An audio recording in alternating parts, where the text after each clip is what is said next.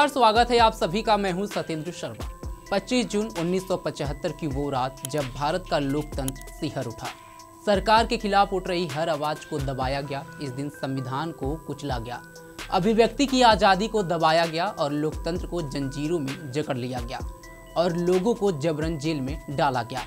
आधी रात का वो दिन जब रेडियो पर तत्कालीन प्रधानमंत्री इंदिरा गांधी ने आपातकाल की घोषणा की थी, जिसे सुन भारत का लोकतंत्र कराह उठा और उस दिन को लोकतंत्र के काला अध्याय के रूप में देखा जाने लगा। देश में समाजवादी नेता जयप्रकाश नारायण के नेतृत्व में भ्रष्टाचार और महंगाई के खिलाफ आंदोलन तेज हो रहा था। इलाहाबाद हाई कोर्ट ने इंदिरा गांधी की लोकसभा सदस्यता को रद्द कर दिया था, जिससे उनकी कुर्सी खतरे में पड़ गई। जयप्रकाश नारायण जैसे नेताओं की आवाज जनता को एकजुट कर रही थी। ऐसे में आपातकाल एक ऐसा हथियार बना जिसने लोकतंत्र को बंधक बना लिया।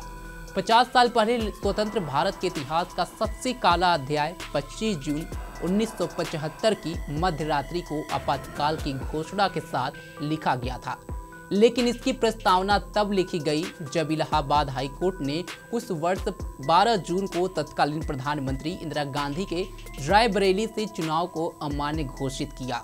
गांधी के खिलाफ चुनाव याचिका समाजवादी नेता राज नारायण ने दायर की थी, जो रायबरेली से चुनाव हार गए थे। नारायण ने आरोप लगाया था कि इंदिरा गांधी के चुनाव एजेंट यशपाल कपूर एक सरकारी कर्मचारी थे और उन्होंने अपने चुनावी कार्य के लिए सरकारी अधिकारियों का इस्तेमाल किया।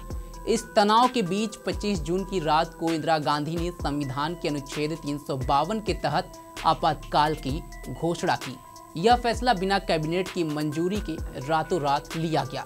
राष्ट्रपति फरुखुद्दीन अली अहमद ने मध्यरात्रि में इस पर हस्ताक्षर कर दिए और देश आपातकाल के अंधेरे में डूब गया।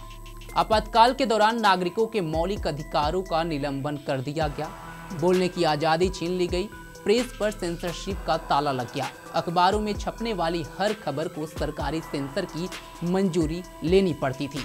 कई पत्रकारों को गिरफ्तार किया गया और समाचार पत्रों के दफ्तरों पर ताले जड़ दिए गए। लोग सच जानने के लिए तरस गए। उस समय की एक मशहूर कहानी है कि कुछ अखबारों ने सेंसरशिप के विरोध में अपने संपादकीय पन्ने खाली छोड़ दिए। विपक्षी नेताओं जयप्रकाश नारायण, अटल बिहारी वाजपेयी, लालकृष्ण आडवाणी, जॉर्ज फर्नांडिस को रातों रात जेल में कैद कर लिया गया। जेलें इतनी भर गईं कि जगह कम पड़ने लगी। पत्रकारों, लेखकों और यहाँ तक कि कलाकारों को भी नहीं बख्शा गया। उस समय की तमाम मशहूर हस्तियों को दमन का शिकार बनना पड़ा और आपातकाल का दंश झेलना पड़ा। आपातकाल की घोषणा से स्वतंत्रता समेत सभी मौलिक अधिकारों, सभा के अधिकारों को निलंबित कर दिया गया। प्रेस पर पूरे तरफ से सेंसरशिप लागू कर दी गई थी। न्यायपालिका की कार्यकारी कार्रवाई की समीक्षा की शक्ति को भी सीमित कर दिया गया था। संजय गांधी के कुख्यात नसबंदी अभियान के तहत जनसंख्या नियंत्रण के नाम पर गरीब और हाशिए पर रहने वाले समुदाय के लाखों पुरुषों की जबरन नसबंदी की गई। अचानक लागू किया गया आपातकाल भी लगभग उसी तरीके से समाप्त हुआ जब इंदिरा गांधी ने 18 जनवरी 1977 को चुनाव और राजनीतिक कैदियों की रिहाई का आह्वान किया। गांव-गांव तक आपातकाल की आहट पहुंची। आपातकाल सिर्फ अपराधियों के खिलाफ नहीं बल्कि हर उस आवाज के खिलाफ थी जो सत्ता से सवाल पूछती थी। इंदिरा गांधी के इस तानाशाही रवैये के खिलाफ गली, नुक्कड़, चौक चौराहे पर लोकतंत्र की बहाली के नारे लगाए जाने लगे। 21 महीने तक चले इस आपातकाल का अंत 21 मार्च 1977 को हुआ, जब इंदिरा गांधी ने चुनाव की घोषणा की। शायद उन्हें भरोसा था कि जनता उनके साथ है, लेकिन 1977 के चुनाव में जनता ने कांग्रेस को करारी शिकस्त दी। जनता पार्टी की सरकार बनी। इस जीत में उन लाखों लोगों का योगदान था जिन्होंने जेलों में यातनाएं झेली, सड़कों पर प्रदर्शन किए और अपनी आवाज बुलंद की। जनता ने इंदिरा गांधी की सरकार को सत्ता से बेदखल कर दिया और मोरारजी देसाई के नेतृत्व में जनता पार्टी की सरकार बनी।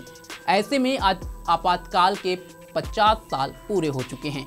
आज भी उस दिन को याद करके लोग सिहर उठते हैं कि कैसे सत्ता पर काबिज लोग अपने शक्तियों का प्रयोग करते लोकतंत्र का गला घोटने का काम किया और अपने तरफ उठ रही हर आवाज को मजबूती से दबाया। आज उसी आपातकाल के दौर को याद करते हुए भाजपा संविधान हत्या दिवस के रूप में मना रही है और तत्कालीन प्रधानमंत्री इंदिरा गांधी के द्वारा कुचले गए लोकतंत्र के खिलाफ आवाज बुलंद कर रही है। बीजेपी के तमाम नेता केंद्र से लेकर राज्य स्तर तक आज इस दिन को याद करते हुए कांग्रेस के दौर को जनता के सामने पेश कर रहे हैं। फिलहाल अभी के लिए बस इतना ही। देश दुनिया की तमाम खबरों के लिए जुड़े रहें हमारे साथ और देखते रहें punjabkesari.com। धन्यवाद।